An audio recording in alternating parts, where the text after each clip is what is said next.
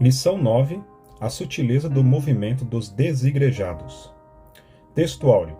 Não deixando a nossa congregação, como é costume de alguns, antes, admoestando-nos uns aos outros, e tanto mais quanto vedes que se vai aproximando aquele dia. Hebreus 10, 25.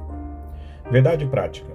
O movimento dos desigrejados deve ser visto como um desvio da verdadeira espiritualidade que é expressa no contexto da verdadeira igreja. Leitura diária. Segunda, Atos 1, 12 a 14. Os discípulos se reuniram no cenáculo para orar. Terça, Romanos 16, 3 a 5. A igreja primitiva reunida nas casas dos irmãos.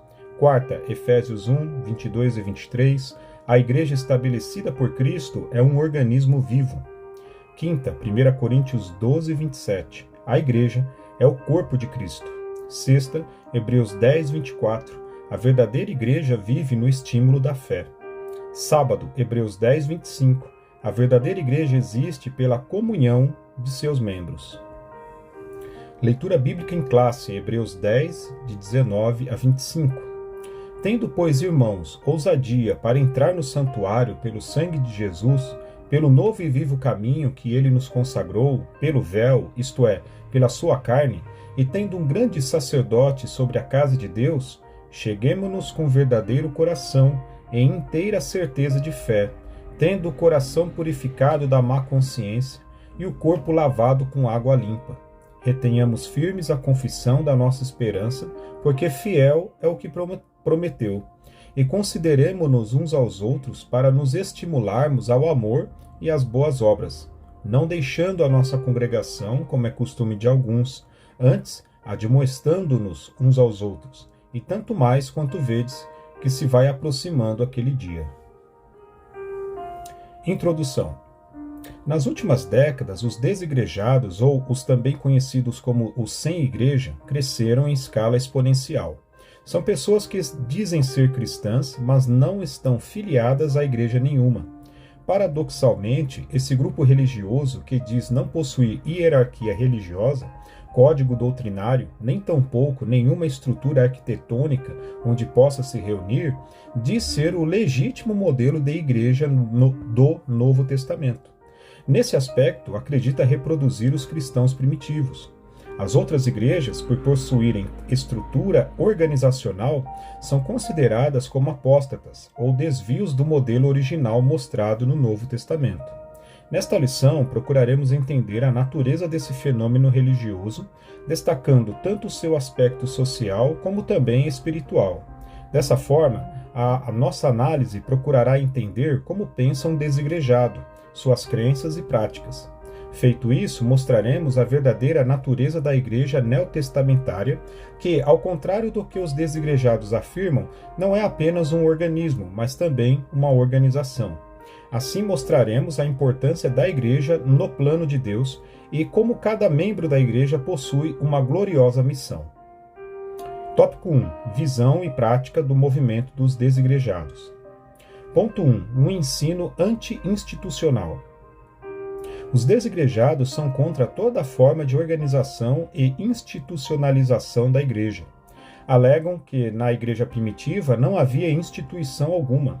Dizem que a institucionalização da igreja só começou quando Constantino, o imperador romano, assumiu as rédeas da igreja e a converteu numa organização. Assim, a igreja passou a ter um clero, um código doutrinário e um credo que passou a regulamentá-la. Para eles, nada de regras, sermões e muito menos organização institucional. Da mesma forma, alegam que toda forma de estrutura arquitetônica, como templos, são inovações desse cristianismo apóstata. Na visão dos desigrejados, a igreja não necessita de estrutura formal alguma. Ela pode, por exemplo, ser encontrada em uma lanchonete ou em um café da esquina quando dois desigrejados se encontram. É evidente que a igreja existe fora de uma estrutura física e arquitetônica. Contudo, a não utilização de templos por parte dos cristãos primitivos se deu por razões contextuais, conferir Atos 1, de 6 a 14. Estavam debaixo de perseguição e não tinham morada certa, além do fato de serem extremamente carentes. Naquele contexto, a igreja nos lares era perfeitamente justificável. Romanos 16, de 3 a 5. Contudo, não há nada na Bíblia que deponha contra o uso de templos ou casas de oração. Se o propósito de um templo é congregar o povo para adorar ao Senhor, o que há de mal nisso? Ponto 2. Um ensino anticlerical. Se por um lado os desigrejados são contra toda forma de institucionalização da igreja, por outro são contra também todo e qualquer sistema de governo da igreja. Isso significa que os sem igreja são contra, por exemplo, presbíteros, diáconos, bispos e pastores, Efésios 4, de 11 a 14. Acreditam que na igreja primitiva não havia organização nenhuma, e muito menos qualquer estrutura clerical. Na verdade, os desigrejados não gostam de estar debaixo de liderança alguma, da mesma forma que são contra o institucionalismo e toda forma de estrutura arquitetônica para a igreja, não aceitam que alguém esteja na posição de autoridade sobre eles. Acreditam que agindo assim estão vivendo de acordo com o modelo da igreja primitiva, Hebreus 13, 17. Tópico 2. A natureza da igreja neotestamentária. Ponto 1. Um organismo. Sobre a natureza da igreja neotestamentária, devemos observar primeiramente que ela é um organismo vivo, Efésios 1, 22 e 23. Nesse sentido, a igreja é o corpo de Cristo, 1 Coríntios 12, 27. Assim, a igreja é formada por todas as pessoas convertidas a Cristo, que pertencem a diferentes povos, tribos e línguas. Não há acepção de pessoas, Atos 10, 34 e 35. Como um organismo vivo e espiritual, a igreja existe à parte de estatutos, templos ou qualquer estrutura social ou governamental humana. Ela existe, por exemplo, fora das estruturas arquitetônicas. Contudo, possuir estas estruturas físicas hoje não constitui um pecado ou desvio do Evangelho, como quer nos fazer acreditar os desigrejados. A repulsa do sem-igreja pelas estruturas arquitetônicas ou por qualquer forma institucional se dá mais por razões de insubmissão do que zelo pelo Evangelho. Ponto 2. Uma organização. Os desigrejados alegam pertencer à igreja puramente orgânica. Contudo, biblicamente não existe organismo sem organização, função sem forma e igreja sem um mínimo de institucionalização. Assim como o corpo humano, que é um organismo vivo, contudo organizado, a igreja também possui organização, 1 Coríntios 12.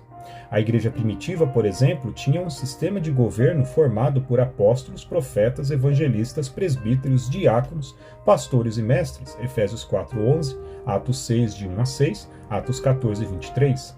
Essa mesma igreja possuía seu código doutrinário, Atos 2, 42 a 47, e disciplinar, 1 Pedro 3, 5 e 6, 2 Tessalonicenses 3, 6.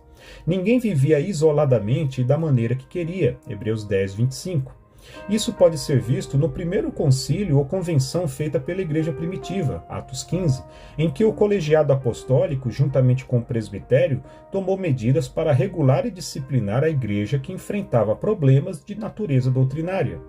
Portanto, querer uma igreja sem liderança, sem regras e disciplina, além de ser um mito, é também uma heresia. Tópico 3. A importância e a necessidade da igreja. Ponto 1. A igreja como família de Deus. A igreja é a família de Deus, Efésios 2:19. Como família de Deus, a igreja tem Cristo como seu cabeça. Contudo, como acontece com toda a família, a igreja também possui comando, direção e regras às quais deve se submeter. Os cristãos verdadeiros, portanto, como acontecia na igreja do primeiro século, devem se reunir para adorar Jesus Cristo como Senhor da igreja. É nesse contexto que acontece a integração do crente na igreja local. O importante nisso tudo é o sentimento de pertencimento ao corpo de Cristo que o grupo proporciona. Não podemos ser igreja sem sermos antes uma família. Nesse aspecto, a igreja deve discipular seus membros e fomentar a comunhão uns com os outros. O sentimento de irmandade, respeito e reconhecimento mútuo deve dominar o ambiente da igreja local. Efésios 2, 15 e 16. Ponto 2. A igreja como testemunha da salvação. Se por um lado o apóstolo Paulo chamou a igreja de família de Deus, Efésios 2,19, Por outro, esse mesmo apóstolo apresentou com que fim essa família foi criada, para que, agora, pela Igreja, a multiforme sabedoria de Deus seja conhecida dos principados e potestades nos céus. Efésios 3:10. Deus criou a Igreja com o propósito de ser uma família cuja missão é proclamar a sua abundante graça. De fato, o apóstolo Pedro disse que a missão da Igreja é proclamar as virtudes daquele que nos chamou das trevas para a sua maravilhosa luz. 1 Pedro 2:9. A razão de a Igreja existir, além do fato de promover adoração, companheirismo e integração, está na sua missão de pregar a salvação. A Igreja pode existir em um templo, mas a sua missão só se completa fora dele. Não há igreja que seja bíblica e exista somente dentro de 4 paredes. Conclusão. Nesta lição vimos como os desigrejados pensam e agem com relação à igreja. Acreditam ser possível ser igreja fora da igreja.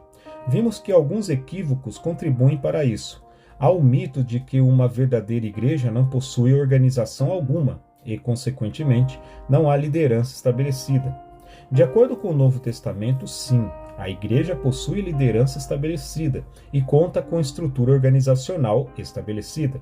O objetivo não é honrar e glorificar o homem, mas exaltar o Senhor Jesus Cristo e cumprir a missão para a qual ele nos chamou. Amém.